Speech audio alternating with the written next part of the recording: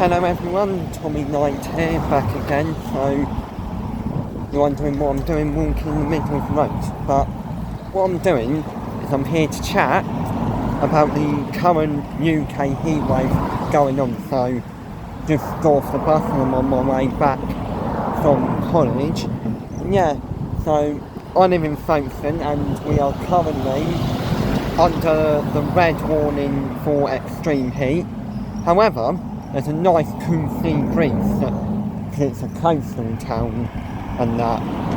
Now, some of you who live abroad and that, who don't realise and that, here in the UK, now I'm going to talk in general, so today is the third successive day that the heat temperature in June has been broken, so 36.9 degrees as of speaking, with a chance that it could still hit 37.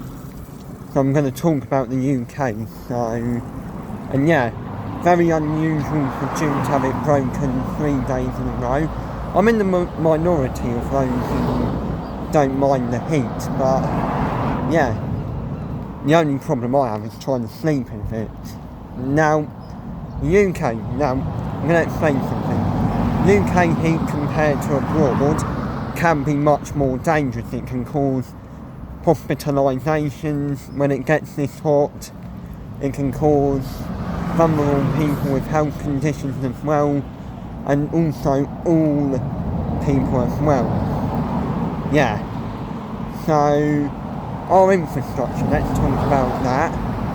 So, the infrastructure here in the UK is not equipped to deal with with high temperatures and that. The only effective way to cool our homes really is by shutting our windows and curtains during the hottest part of the day. Now, the thing is, we can buy air conditioning units, however, they are very expensive. They're like in the region of £250 and then very high maintenance as well. We can use fans and that. But yeah, so that's the other thing. So our houses are designed to trap heat. So here in the UK and that, there is no escape from this heat. Like I said, I don't really mind. It's summer at the end of the day. Yeah. A lot of people have had, there's been a lot of problems, there's been wildfires, school closures and that.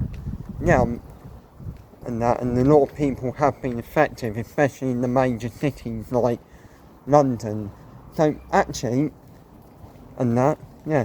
Now, this heat wave, as you know, what's making it dangerous is the humidity. So, even though, say, for instance, it's 36, but in some places that's going to feel more like 42, 41 and whatnot and that. So I'm nearly home now and I'm going to explain on my doorstep a bit more, but that's some of the stuff. Oh look, speaking of which, another way we cool our cars, because our cars get exceptional by using this. So that's our car. Yeah, the tarmac can melt, rails can buckle, so yeah, our infrastructure is not designed to deal with this. Yeah, so I'll talk more once I get in. Right, I am back in the house, so I am now back out in my garden and whatnot. So yeah, like I said, we're quite lucky that I live near the sea and that, because I've got friends who live in places like Canterbury, Ashford, and that, and live in major cities. Oh, got a cat next to me. And that, who don't really get this sort of respite, unlike we may do here in Folkestone and whatnot, with a nice cool sea breeze. But yeah. So now, my thoughts. I know climate change is going to be mentioned a lot about this, but yes, the climate is changing, but no reason to panic really. Like, I know what I'm saying, but the climate is changing, yes, but I think maybe it can be scaremongered a little bit, and that. for some people and that, when all we need to do is just keep doing what we're doing. I mean, just keep trying to cool ourselves down, taking it easy. Because like I said, it is what it is. Like, we will eventually adapt to hotter summers. There could be scenarios where we're facing these type of temperatures for like 2 months straight.